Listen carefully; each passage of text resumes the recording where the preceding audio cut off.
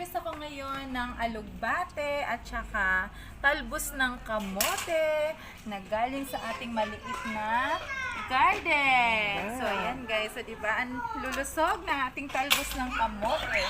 Ayan, kailangan natin siyang i-harvest para magtalbos ulit siya ng panibago. Ayan. So, ganyan. Kailangan gagamitan mo siya ng gunting pag hinarvest mo siya para maganda ang kanyang tubo ng kanyang talbos. Talbusin na natin yan.